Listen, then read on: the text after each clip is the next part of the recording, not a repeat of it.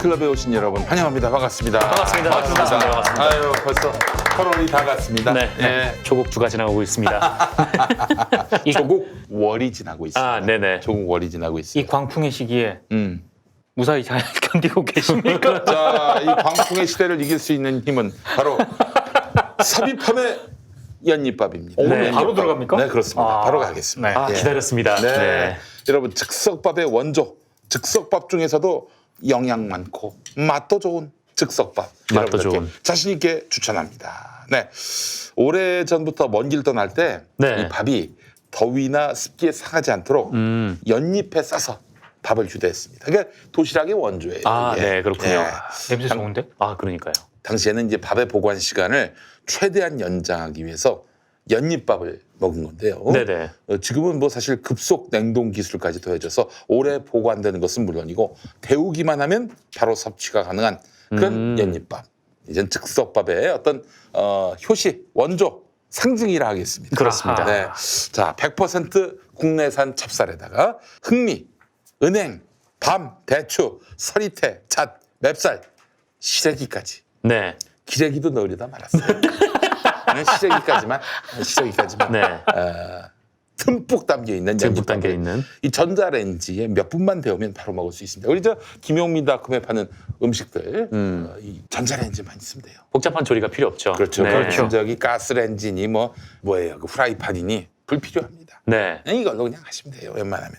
자, 국내산 시래기가 무려 18%에 이를 정도로 18%에 이를 정도로 또 시래기를 또 이만큼 넣대요 또. 네, 그래서 풍부해서 맛도 좋고 영양에도 최고고 건강에도 최고입니다. 네. 영양이 지나치게 풍부해서 혹시 다이어트에 방해가 되는 거 아닌가? 밥맛이 딱 생기면은 그렇죠. 그냥 쓸어 먹잖아요. 과식하죠. 또 네. 탄수화물 뭐 그런 부담도 그렇죠. 있고요. 자, 그런데 말이죠. 그 양은 뭐 우리가 어떻게 제어를 할 수는 없잖아요. 자, 다이어트에 적은 지나치게 부드러운 음식들인데 삽입함 연잎밥은 영양은 넘치지만 다이어트 걱정, 네, 덜어줍니다. 네. 살찔 걱정 덜어주는 겁니다. 보통 이제 흰쌀밥이 살이 많이 찐다고 하죠. 그렇죠. 네. 아이고. 맛있거든요. 근데 연잎밥은 그렇진 않으니까. 그렇습니다. 삽입함 연잎밥은 냉동 상태로 배송이 됩니다.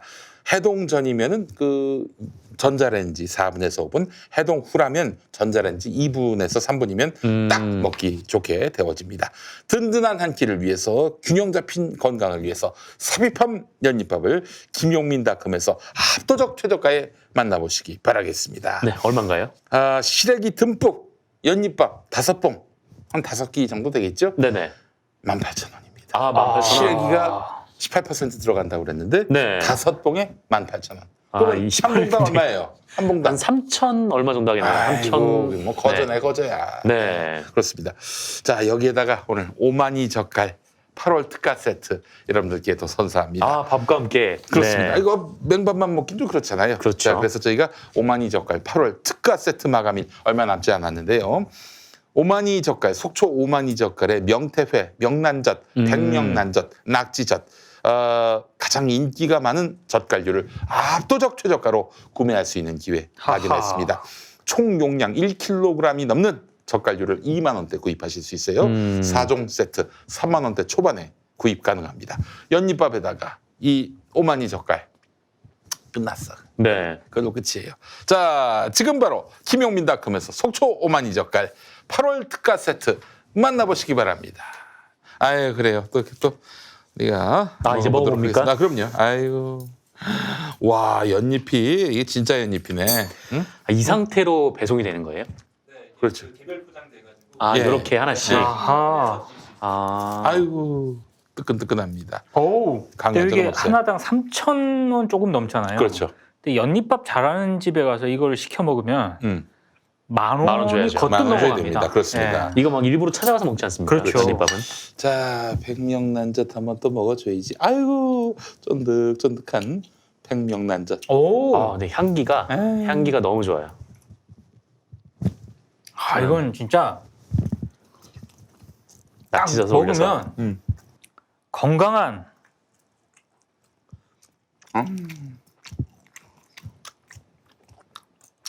그냥 밥만 먹어도 맛있었단 맛있겠다. 사실 이렇게 연잎밥을 이렇게 좋아하진 않거든요. 뭔가 좀 약 같아가지고. 아, 근데 이건 맛있네요. 야, 젓갈하고 아주 그냥 딱 맞아요. 궁합이 딱입니다. 이 조국 주간에 심신이 지쳤는데 네, 원기가 회복되는 느낌이 납니다. 그렇습니다. 아 근데 이거 진짜 맛있다.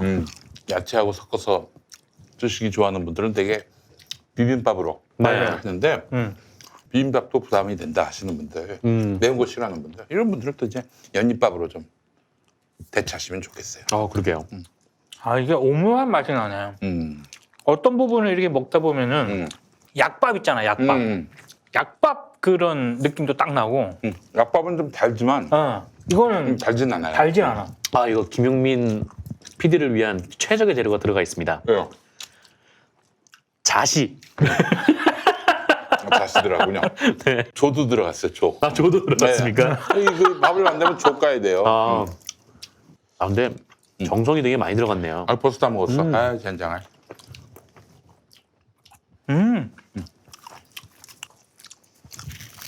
설거지 합니까? 연잎도 예외 없이 설거지 들어갑니다.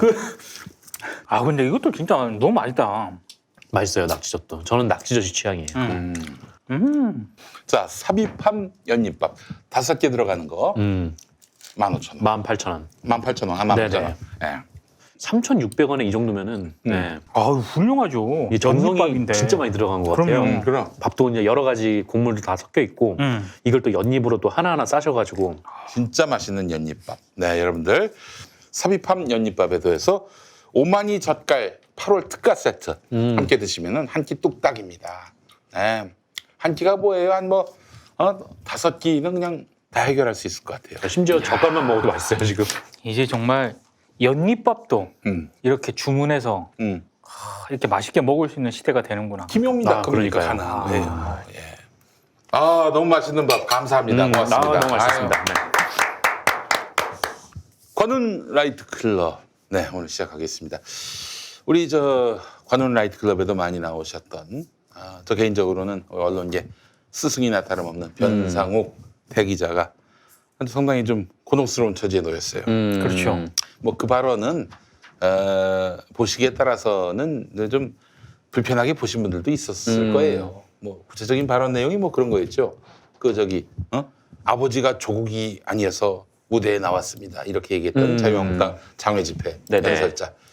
그 사람을 향해서 뭐 아버지를 뭐 잘 만나면 네가 여기 안 나왔을 텐데 뭐 이렇게 이런 취지의 네. 얘기인데 아니 뭐 이거에 따라서 보기에 따라서는 평가가 분분할 수 있어요. 네. 아 그렇죠. 그런데 네. 저는 기본적으로 그 양반이 무대 앞에서 아버지가 조국이 아니어서 나왔다는 그 사람 정치인이더만. 백경훈 씨 네. 네. 자유한국당 소속으로 출마도 아니, 했었고 정치인이면 그 정도 비판은 감수해야 되는 거 아닙니까? 아니, 그런 식으로 얘기하면은 김용민이가 받았던 비난이나 모략은 뭐 어떡하라는 거예요 도대체 그러면은. 그러니까 연장선상에서 변상욱 대기자의 글을 변상욱 앵커의 그 SNS 글을 비판할 수는 있다고 보는데요. 네. 언론들이 굉장히 많은 보도를 쏟아냈거든요. 주말에 실검 1위까지 올라갔어요. 근데 그 백경훈 대표가 그 흔히 말하는 청년을 대표해서 나왔다는 그 분이 청년 아니야. 청년을 대표할 수가 그러니까 없어요. 청년을 대표했다라고 많은 언론들이 썼거든요. 근데 자유한국당 공천을 받고 출마했다는 그런 전력을 충분히 기사 등을 통해서 소개를 해줬느냐? 저는 굉장히 미흡했다라고 보고요. 여기에 제 코멘트를 조금 덧붙이면 백경훈 대표를 과연 그 청년으로 볼 수가 있는가? 지금 김용민 PD도 얘기를 했지만 전 정치인으로 봐야 된다라고 보거든요. 그렇죠. 정치인이긴 하지만 뭐 그렇다고 해서 뭐 그 사람이 뭐 청년이 아니다 이렇게 얘기는 할 수 없는 것 같고 그렇게 할 수는 없죠. 이 사람한테 이제 청년의 대표성이 부여되느냐에 그렇게 있어서는 얘기야 그거야. 그 사람이 청년이 아니라는 게 아니라 네. 예, 청년의 대표성. 뭐 조국 후보자의 이런 뭐 자녀가 뭐 어떻게 입학을 했다. 뭐 이런 설들이 많잖아요. 이런 주장도 많고.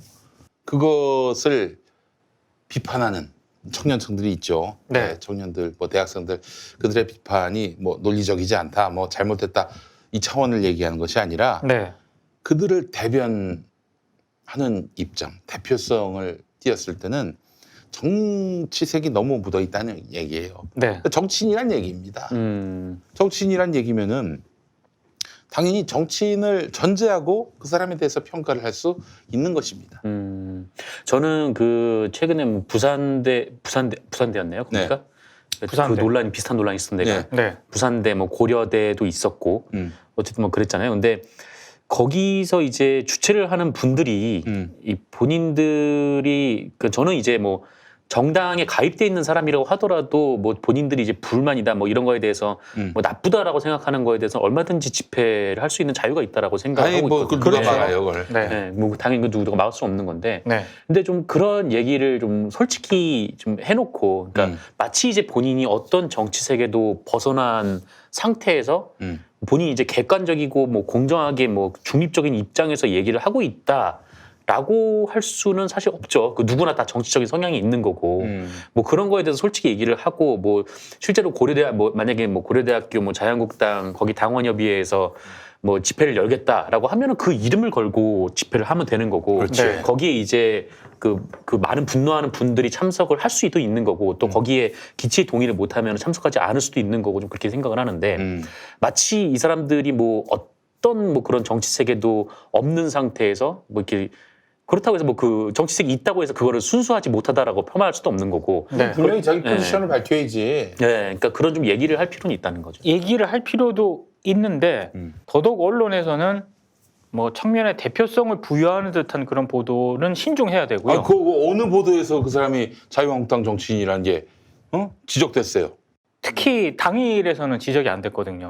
아니, 그렇다 이제 앞서도 얘기했지만 이렇게 얘기를 하면은 그 들으시는 몇몇 분들이 그러면 뭐 변상욱 선배 그 대기자의 뭐 트위터가 뭐 잘했다는 거냐? 그 얘기를 하는 게 아니고요. 그 변상욱 선배 트위터에 대해서는 비판할 수 있는 지점이 분명히 있다고 보거든요. 근데 그거와는 별개로 그 백경원 대표라는 사람에 대한 어떤 그 시청자 혹은 독자들에게 충분히 그 설명을 해줬는가?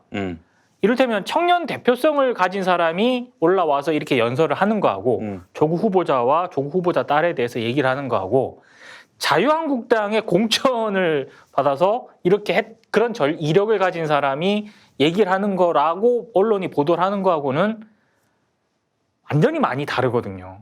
그러니까 그런 부분에 있어서 언론 보도는 매우 불충분했다라고 보는 거죠. 그리고 그 변상욱 기자가 뭐 방송사 앵커기도 하고 현재 CBS에서 36년 동안 있다가 이제 YTN으로 가서 앵커를 맡게 됐고, 또 앵커가 말 한마디에 따라서 여론을 좌지우지할 수 있다는 점에서 SNS 발언이 신중치 못했다. 그런 지적도 가능하다고 보고요. 실제로 그래서 변상욱 기자가 글을 삭제하고 사과문을 올렸습니다. 정중하게 사과를 했죠. 정중하게 사과문을 올렸고 또 자숙하겠다는 뜻을 밝혔는데, 근데 지금 말이죠.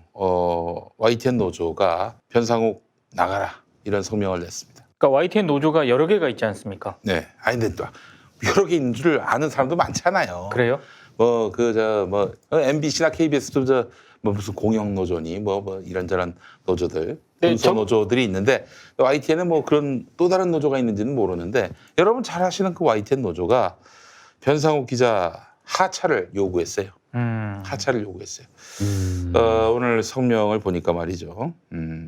아무리 방송이 아닌 개인 SNS에 피력한 의견일지라도 그것을 오롯이 앵커 개인의 생각으로만 여기기는 쉽지 않다. YTN 앵커가 하는 말은 곧 YTN의 말로 인식되는 것이다. 올해 2월 회사는 변상욱 대기자의 지명도와 전문성이 YTN의 역량과 결합해서 시너지를 일으킬 수 있다고 판단해서 변상욱 앵커를 영입한다고 밝혔다. 그러나 변 앵커는 대기자로서의 전문성을 보여주는 대신 한없이 가벼운 언행으로 구설수에 오르고 그 결과 포털 실시간 검색어에 오르면서 다른 쪽으로 지명도를 높이고 말았다. 이 과정에서 YTN의 역량이라고 할 수 있는 구성원들의 자긍심은 땅에 떨어졌고 회사의 브랜드 이미지도 함께 추락했다. 시너지는커녕 회사의 전체적인 경쟁력을 깎아먹는 지경에 이른 것이다. 조국 법무부 장관 후보자 비판 집회 참가자를 수꼴로 비하하는 앵커가 방송에서는 태연히 조국 관련 소식을 전한다면 누가 그 뉴스를 신뢰할 수 있을 것인가? 회사는 변상욱 앵커의 프로그램 하차를 포함해 실추된 YTN의 명예를 되찾을 방안을 하루속히 강구하라. 네, 이런 성명을 냈습니다. 그리고 뭐 실명으로 뭐 성명을 냈으니까 제가 읽겠습니다.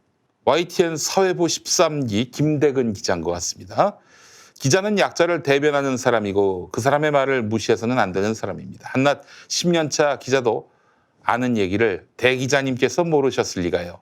본인이 기자가 되기 전에 겪었던 시절, 아무도 자기 말을 안 들어 먹었을 시절을 생각하셨다면 그렇게 쉽게 끄적이실 수 있을까요? 끄적였다고 했습니다. 이미 본인은 사회에서 자리 잡은 영향력 있는 성인이라는 생각을 하셨다면요. 생활비가 없어 편의점에서 삼각김밥과 사발면으로 하루 끼니를 때우던 때를 생각하면 저는 지금 청년 세대의 절망감에 해줄 수 있는 게 없어 미안할 따름입니다. 저도 돌아보면 운이 좋은 편이었습니다. 그냥 기다리면 언젠가는 기회가 올 거라는 희망은 있던 세대입니다. 그러나 지금 저는 눈물이 멈추질 않습니다. 최소한의 미안함이 있었다면 그들에게 정치적인 나눔의 기준을 들이대고 부모를 운운하는 것은 어른스럽지 못한 행동임이 분명합니다. 그리고 사장께 감히 말씀드립니다. 앵커에게 주어진 개인 표현의 자유라는 것이 무엇인지 곰곰이 생각해 보시길 간곡히 부탁드립니다. 앵커에게 필요한 건 사람에 대한 이해와 예의입니다. 그건 내가 대하는 사람이 누구이건 한결같은 잣대입니다. 저는 지금 이 순간 YTN 기자로서 젊은 세대가 바라볼 어른으로서 너무 부끄럽습니다. 사회부 13기 김대근. 자, 그리고 또 하나 더 읽어보겠습니다. 13기 앵커팀 나연수. 언론인이 대중에게 상처를 주고 많은 사람들이 애써 쌓아 올리고 있는 조직의 신뢰도를 다시 떨어뜨린다면 그것은 실수와 이해의 영역을 넘어선 문제입니다. 기자 생활이 무엇인지 온전히 깨닫기도 전에 마이크를 내려놓고 파업부터 동참해야 했던 후배들에게 왜 대선배의 실수까지 감당하라 말씀하십니까? 당장 저는 오늘 방송을 진행할 깜냥이 되는지 모르겠습니다. 우리의 진심과 최선은 매일 어디서 증발해버리는지 자괴감이 듭니다. 회사의 대응이 너무나 소극적으로 느껴져서 우려스럽습니다. 13기 앵커팀 나연수. 네, 이런 내용이었습니다. 나가란 얘기예요. 변상욱 나가라. 응? 한 번의 뭐 실수, 뭐 잘못, 와 무슨 그딴 게 무슨 소용이냐. 나가라 이런 이야기입니다. 저는 YTN 지부, 언론노조 YTN 지부 성명에 동의하지 않고요. 전혀 동의할 수 없습니다. 저도. 그리고 김용민 PD가 소개해준 그 YTN 기자와 앵커, 아나운서, 앵커. 그분 기자 출신이죠. 지적에도 동의하지 않습니다. 네, 저는 변상욱 기자가 실수한 측면이 분명히 있다고 보지만 이런 이유 때문에 앵커를 그만둬야 하느냐. 그리고 지금 그 기자들이 쓴 그런 지적처럼 이 SNS에서의 실수로 보일 수 있는 이 글 때문에 변상욱이라는 그 기자가 일생을 걸어왔던 길을 온전히 다 부정을 이게 좀 조롱하고 있어요. 당해야 되느냐? 저는 전혀 동의하지 않습니다. 그 김대근 기자라는 분은 제가 잘 모르겠지만 나연수 기자는 제가 아마 이제 그 YTN 정상화 싸움에서 꽤나 열심히 했죠. 했던 저도 분으로 알고 저는 있어요. 알고 있어요. 근데 네. 글쎄요, 뭐 저도 이제 뭐 그 변상욱 선배가 트위터에 썼던 글 중에 이 부분은 좀 과했다라고 생각하는 부분이 있기는 하지만 뭐 그렇다고 해서 그게 뭐라 그럴까요? 하여튼 변상욱 선배 그동안 삶에 좀 비춰봤을 때 이걸 좀 나가라고 해야 할 정도인지. 아니 저는 다른 무엇보다도 이 YTN 노조의 성명, 이 완전히 변상욱 인생 자체를 부정하는 이런 발언은 이게 좀 심히 유감입니다. 심히 유감이에요. 그러니까 그 변상욱 그 앵커 변상욱 우리 대기자 그분이 마땅한 책임을 졌다고 봅니다. 뭐 그 발언이 옳다고 얘기하는 게 아니잖아요. 우리가 얘기하는 거는 그 발언에 대해서 사과를 하고 바로 잡고 또 머리를 숙였다면은 그러면 한 번의 기회는 더 줘야 되는 거 아닙니까? 근데 난리래요 지금 난리래요. 그 대기자로서의 전문성을 보여주는 대신 한없이 가벼운 언행으로 구설수에 올랐다.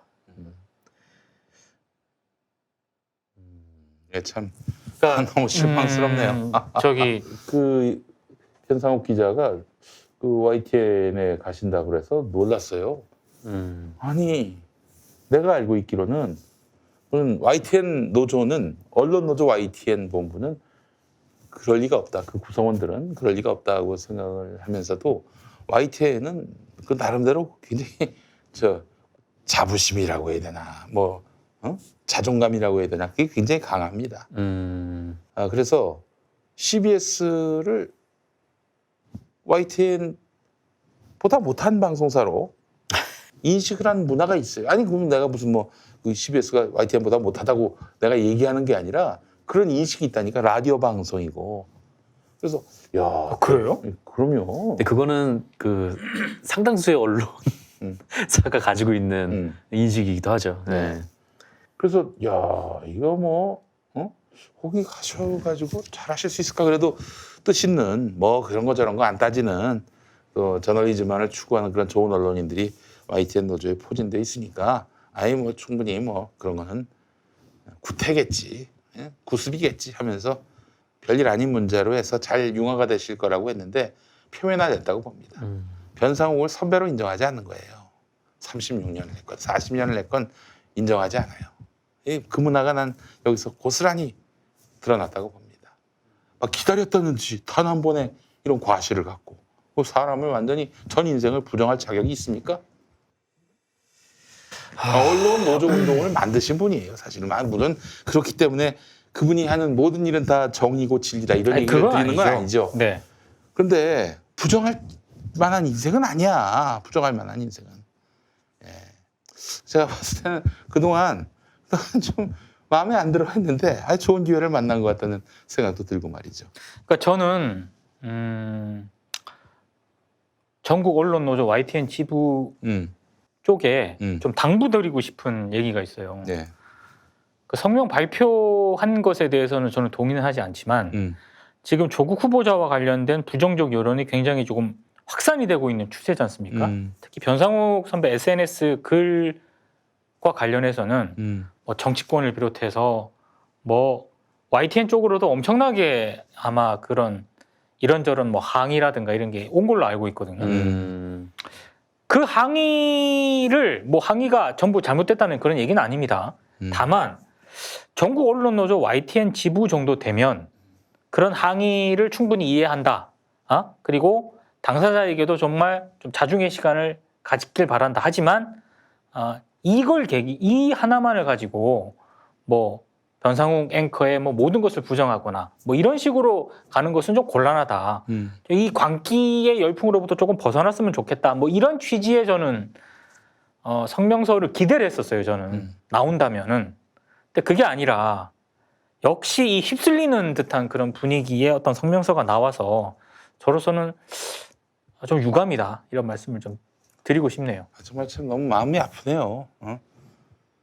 그분의 역사를 우리가 안다면은, 그러니까 5공화국 시절에 그 어떤 방송 그렇게 힘있고 유력한 그리고 돈 많은 또 인력도 많은 KBS, MBC도 침묵할 때 CBS 라디오에서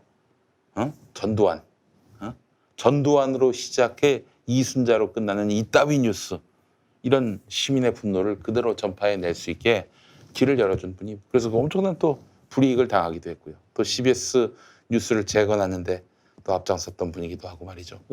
80년대부터 우리 언론 민주화 운동의 역사예요. 우리가 무슨 과거의 이력 이런 것들 굳이 이렇게 따지는 게 너무 촌스럽고 구태의연할지 몰라도 그러나 지금의 YTN 기자들이 한마디로써 그분의 인생을 통째로 부정할 수 있는 그런 분은 아니에요. 지금 YTN에서는 한마디로 변상욱 기자 보고 나가라고 하고 있어요. 나가라고 하고 있어요. 여러분들 상황이 이렇습니다.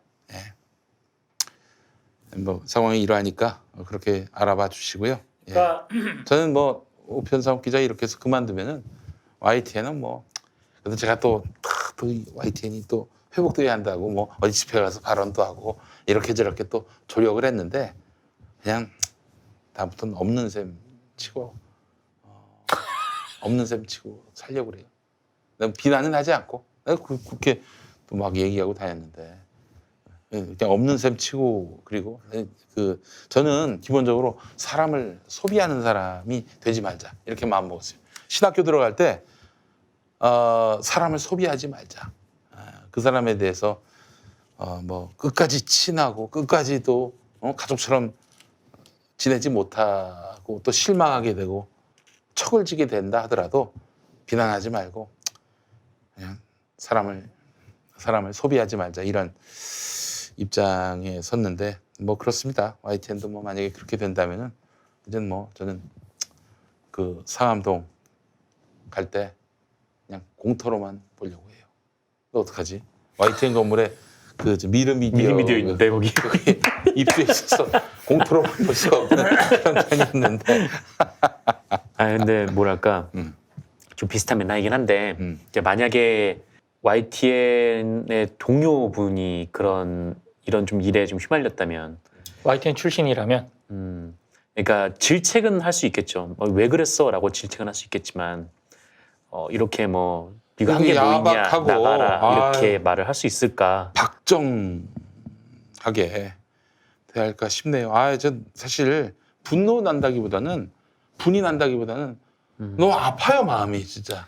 저도 그렇고요. 만약에 뭐 변상욱 앵커가 과거에도 몇 번 이런 뭐 전력이 있다거나 그런 분이 몇 아니죠. 번 구설에 휘말렸다거나 예. 그랬는데도 불구하고 이번에 또 이렇게 했다라고 하면 그런 맥락이라면 YTN 그 지부의 성명을 이해를 합니다만 전혀 그런 맥락이 아니기 때문에 저로서는 좀 동의하기 어려운 그런 부분이 있습니다. 네.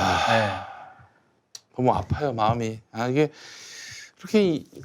그렇게 우리 시대에 언론인인데 트위터 하나 갖고 그 인생 전체를 부정해야 한다. 너무 좀 슬픕니다. 저는 진짜 슬퍼요. 예. 너무 마음이 아프고 무겁습니다. 그리고 제가 아는 마찬가지겠지만 변상욱 앵커의 성품과 성향상 저렇게 YTN 내부에서 저런 목소리가 나오지 않습니까? 그만둘 가능성이 높아요. 예. 본인의 어떤 그 스스로에 대해서 가지고 있는 어떤 기준이라든가 이런 걸 고려했을 때 저렇게 내부에서 강한 비판 성명이 나온다면 글쎄요. 뭐 자기들끼리 잘 할 수 있다고 뭐 생각하니까 그런 말을 썼겠죠. 김대근, 나연수. 오늘 휴가 내셨더라고요. 변상욱 선배는. 아주 힘이 쫙 빠지네요. 연잎밥 하나 더 가져오시면. 농담이고 요즘 그 조국 후보자 건과 관련해서 이거는 뭐 우리 사회가 뭐 어느 쪽이 그렇다고 말할 것도 없이 단체로 좀 이성을 잃고 있는 게 아닌가 그런 생각을 좀 해봐요 요즘. 모든 그 언론이 쏟아내는 기사를 다 사실로 믿을 수는 없는 거 아닙니까? 진짜 이 아주 가짜 뉴스의 대잔치예요 지금 이거는. 대잔치야. 그러니까 너무 많은 보도가 쏟아지다 보니 실제로 이 보도를 어디까지 믿어야 되는가라는 그런 근본적인 의문부터 드는 그런 기사도 많고요. 네. 그리고 팩트 체크를 하기가 버거울 정도로 엄청나게 많은 보도가 쏟아지거든요. 네, 맞아요. 그러니까 이거는 광기라고 봅니다. 저는 오늘 누군가가 그 네이버 뉴스 검색어를 비교를 한 그 이미지를 올렸던데 2009년 그 노무현 전 대통령 관련해서 2009년 5월 14일부터 5월 28일 15일 동안 기사가 3419건이었다. 네이버 뉴스 검색어 노무현으로 검색을 하면. 근데 지금 8월 10일부터 8월 24일 15일 동안 네이버 뉴스 검색어로 조국을 검색을 해보니까 3921건 넘었어요.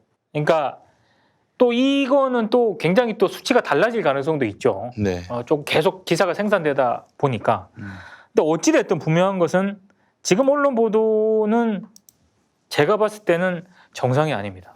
예.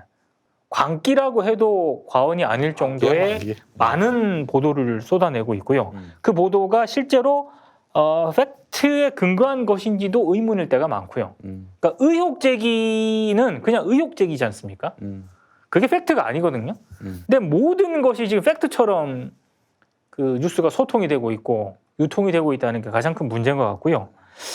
더 제가 이제 추가적으로 또 말씀을 드리면 여러 기사가 문제긴 한데 특히 대학생 관련 이런 보도들은 특히 더 문제인 것 같아요. 그 조국 후보자 관련해서 단국대 천안 캠퍼스에서 시국 선언이 있었거든요.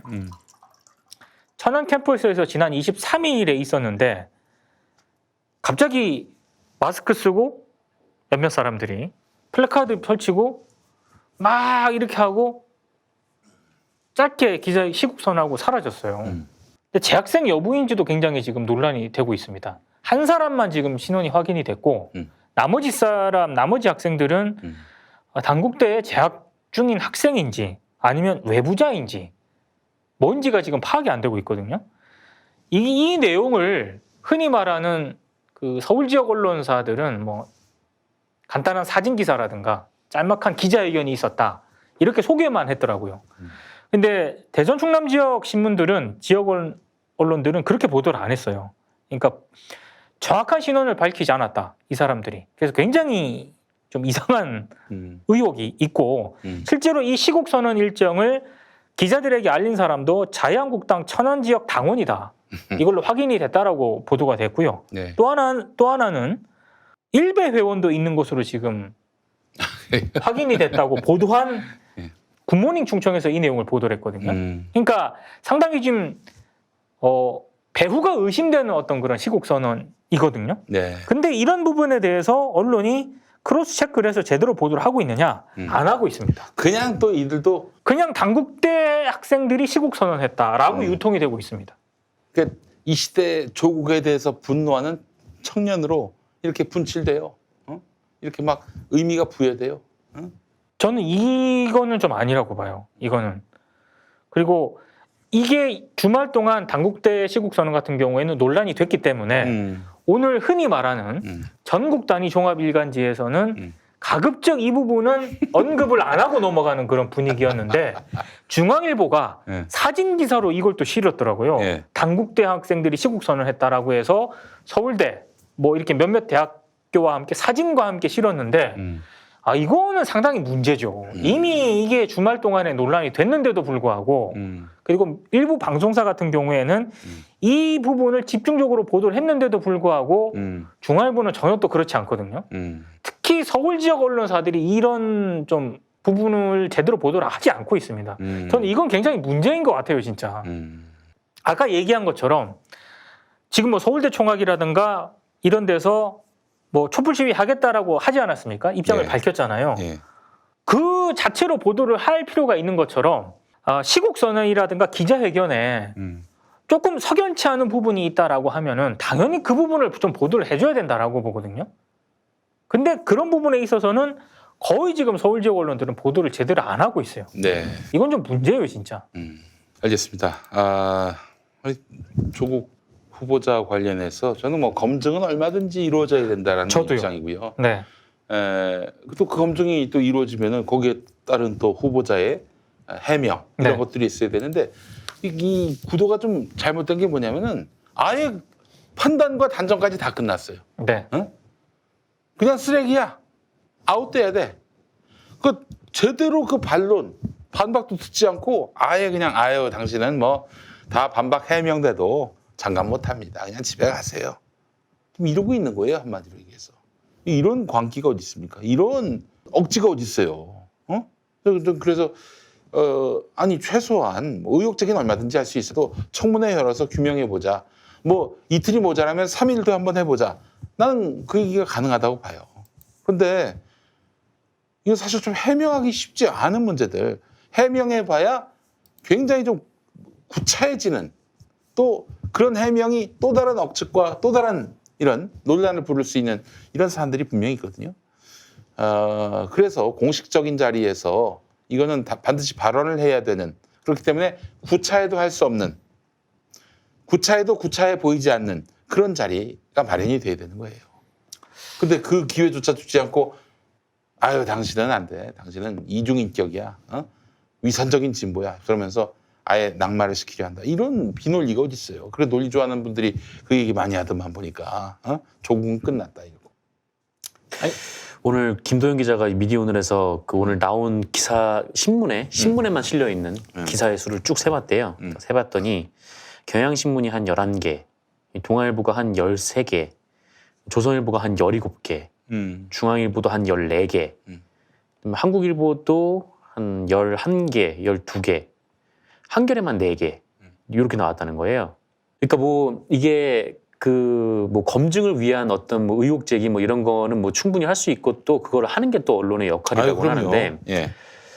그런데 이게 이 제목들을 쭉 보면은 과연 이것이 의혹 제기인가 아니면 그 수준을 넘어섰는가 좀 이게 좀 판명이 좀 드러나는 거잖아요. 네. 여기 뭐 조선일보의 그 기사 제목들을 쭉 보면 뭐 입으로만 부르짖는 공정, 정의, 진보 꼰대들의 위선이 역겹다. 뭐 대학원 교수 전원, 조국 딸 장학금 추천 안 했다.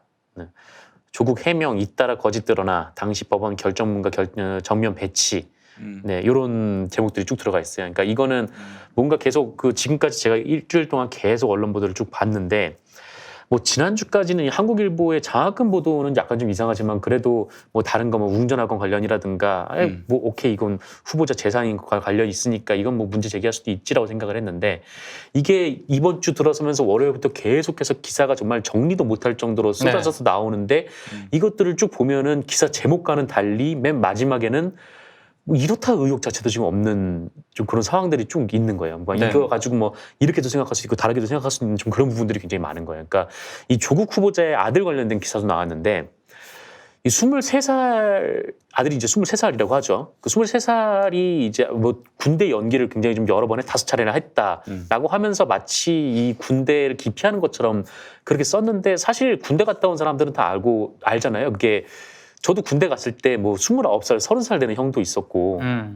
뭐 그런 경우들은 그렇게 뭐 특이한 경우도 아닌데 이게 무슨 마치 엄청난 의혹인 것처럼 막 기사 제목을 막 부풀려가지고 중앙일보는 뭐 누구의 뭐 피를 뽑아서 뭐 논문을 썼다 뭐 이런 식이라든가 아니 뭐 막 쓴다고 봐요. 저는 저는 뭐 제 과실과 책임이 크기 때문에 제가 억울하다는 얘기는 절대 아닌데 그 제가 당해본 사람 아닙니까? 이거는 화수분이야 화수분. 그러니까 그들의 목표가 보이는 거예요. 김용민이는 죽여야 된다. 아니 뭐 죽일 만한 이유가 있었으니까 죽이려고 했다고 생각이 들었는데 여기 맞들인 거야. 그래서 별로 상관이 없는 따져보면은 또 큰 잘못도 없는 이런 사람들까지 아주 언론의 힘을 보여주겠다면서 마구잡이로 그냥 완전히 달려들어서 패대기 치는 이 문화가 형성됐다니까. 그래서 제가 참 너무나 무고하신 분들, 아무 잘못도 없으신 분들, 혹은 잘못이 있다 하더라도 이런 대접을 받을 만큼 이렇게 과하게 고생하시는 분들께 정말 한없는 죄송함과 미안한 마음을 갖습니다. 저는 그 대학생들하고요 젊은 분들한테 좀 이런 얘기는 꼭 한번 해드리고 싶어요. 그러니까 조국 후보자와 조국 후보자 딸이 그때 당시 뭐 입학 사정 관제 그런 어떤 제도적으로 허용된 뭐 이명박 정권이 만든 그런 입학 제도이긴 합니다만 그거를 만들 때부터 논란이 있긴 했습니다. 왜냐하면 경제력이 있거나 흔히 말하는 좀 우리 사회의 기득권층이 스카이 대학에 갈 수 있는 훨씬 더 좋은 어떤 그런 그 구조라든가 네트워크가 형성이 될 수 있다라는 비판은 그때부터 제기가 됐었거든요. 그래서 근데 그게 위법은 아니지 않습니까? 그래서 그 네트워크와 그 흔히 말하는 어떤 강력한 정보력을 바탕으로 그 제도를 충분히 잘 활용을 했어요. 그래서 다른 사람은 몰라도 어떻게 조국 후보자마저 그럴 수 있느냐라는 저는 그런 비판도 일면은 이해가 됩니다. 근데 분노가 그러니까 이를테면 그런 상대적 박탈감이라든가 그런 어떤 조국 후보자에 대한 어떤 그런 분노가 그 개인에게만 그치는 차원이 아니라 결국에는 그 틀을 만든 그 당사자들은 이렇게 얘기하면 좀 그렇습니다만 지금 자유한국당 소속이 있는 선수들이거든요. 그러니까 그 틀을 만들었고 만들었기 때문에 그러면 뭐 비판적이라 하더라도 그럼 그 틀을 전면 거부를 해야 되는 것이냐? 이건 또 다른 문제가 있는 거고요. 네. 그러니까 제가 얘기하고 싶은 거는 상대적 박탈감에 따른 분노는 충분히 이해를 합니다만 그게 개인에 대한 화풀이가 아니라 그 뭔가 좀 다른 어떤 그 제도적 개혁으로 나가는 그런 어떤 요구들이 나와야 된다라고 보거든요. 근데 지금 그게 전혀 안 보이는 그런 상태인 거죠. 그건 너무나도 좀 안타깝더라고 제가 봤을 때. 제가 진짜 열받는 게 그것도 좀 때문이 있는 게 이게 자유한국당도 그렇고 조선일보도 그렇고 막 그 어디에 중앙일보도 그렇고 막 이런 데가 지금 막 마치 뭐 이게 막 엄청난 뭐 입시 부정이 있었던 것처럼 막 얘기를 하고 있는데 사실 그러니까 이게 좀 계속 좀 우려가 되어왔던 거잖아요. 그러니까 2011년부터 뭐 그런 제도가 생기고 외고, 그다음에 또 외고 이런 특목고 이런 거 생길 때부터 계속 이런 식으로 될 거다라고 얘기가 나왔는데 누구보다 옹호했던 게 조중동이에요. 아니 근데 얼마 전에 이제 뭐 서울시 교육청을 비롯해서 전국의 교육청들이 뭐 외고 자사고를 줄이고 이제 일반고 중심으로 가겠다라고 했을 때 그럼 왜 거기서는 오히려 이제 그쪽을 비판하고 뭐 그랬냐라는 거죠. 그리고 사교육 시장과 관련해서 가장 많은 광고가 실리는 게 또 조중동 아닙니까? 그러니까 그런 어떤 연관성이라든가 이런 게 있고 그리고 굉장히 조심스럽게 하는 얘기긴 한데요. 그때 당시 어떤 그런 입학 사정 관제를 통해서 그 수많은 혜택을 입었던 학생과 학부모가 조국 후보의 딸과 조국 후보자만은 아니지 않습니까? 그때 당시 같은 학년도에 들어갔던 흔히 말하는 그 명문대 스카이 대학 입학생들 가운데 저는 적지 않은 사람들이 또 적지 않은 그 부모들이 스카이 대학에 당시 입학을 했던 저는 그 입학 사정관제의 혜택과 이런 거를 입고 들어간 사람이라고 보거든요. 그럼 결국엔 뭐가 문제니까 조국 후보자 문제와 조국 후보자 딸의 문제를 막 거론하면서 조국 후보자를 낙마를 시키는 게 그럼 이 문제가 해결이 되느냐? 그건 아니지 않습니까?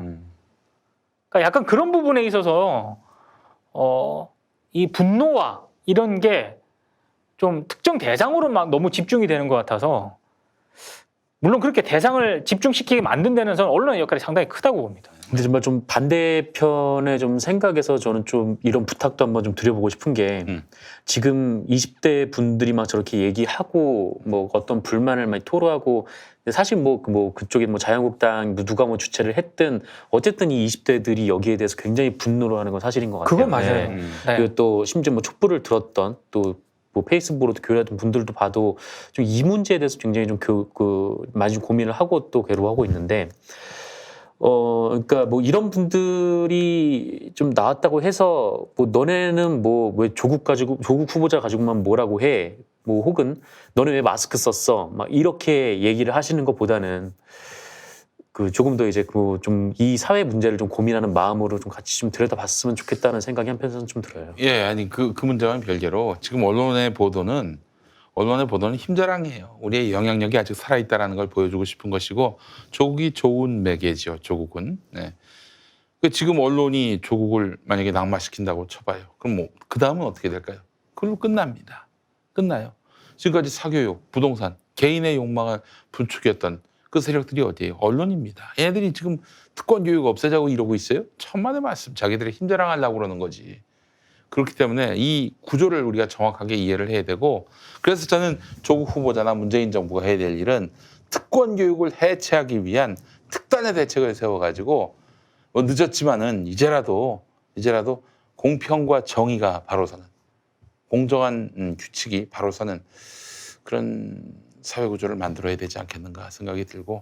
그러니까 저는 걱정이 그거죠. 아까 정상근 선수도 얘기를 했지만 그런 상대적 박탈감에 따른 분노 저 이해하거든요. 근데 지금 언론이 쏟아내는 이 광풍에 비춰봤을 때 만약에 그러면 조국 후보자가 낙마를 하거나 그만두는 상황이 벌어지지 않습니까? 그러면 이들이 소비했던 이 젊은 층과 대학생들의 상대적 박탈감과 분노는 그냥 거기서 소비하고 그친다는 거죠.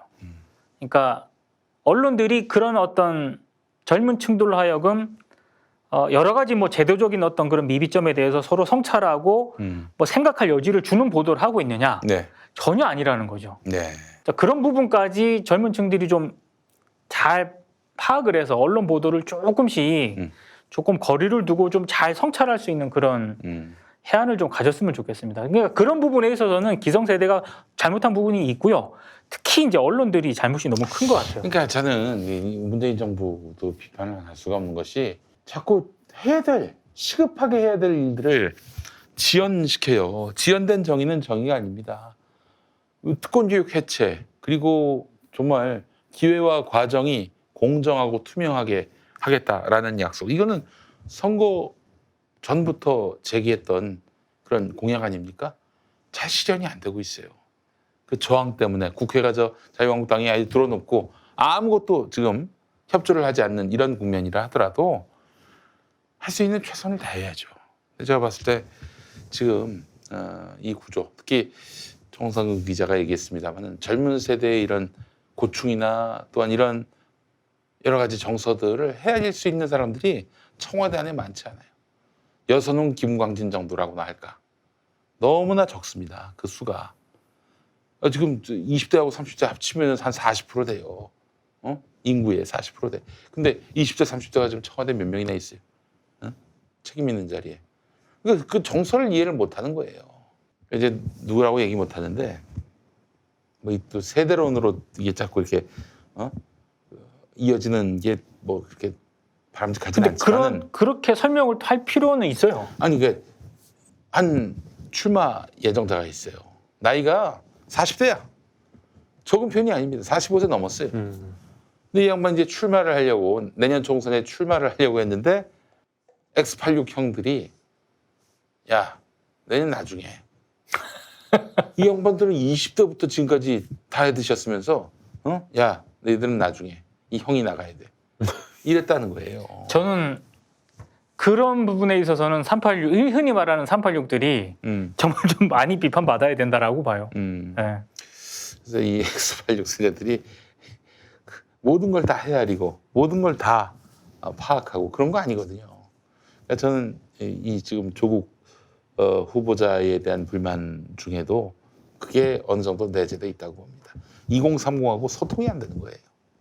거기에 따른 어떤 불만이 누적됐다가 한꺼번에 폭발된 것이 아닌가 생각이 드는데, 이런 2030 세대의 그 분노를 갖고 언론들이 이용해 먹는 거죠. 반정부의 그 어떤 기치로. 너무 눈에 보이잖아요. 이들의 어떤 상대적 박탈감과 분노를 자신들의 목적을 위해서 그냥 소비하는 거고, 그 목적이 달성이 되면은 또 이들의 아픔과 분노와 상대적 박탈감은 또 모른 척 할 거란 말이죠. 그런 의미에서 보면은 뭐 너희들은 왜 지난 정부 때 아무 일도 안 했느냐, 그렇게 얘기를 하면 안 이렇게 된다고 봐요. 접근하는 거는 좀 저 진짜 아니라고 보고요. 그게 옳고 그름을 떠나서 그렇게 접근하는 거는 올바른 소통을 위한. 다만 자유한국당과 흔히 말하는 대한민국 주류 언론들이 이들의 분노와 이 상대적 박탈감을 소비하는 방식이 매우 우려스럽기 때문에 정말 지랄 같죠.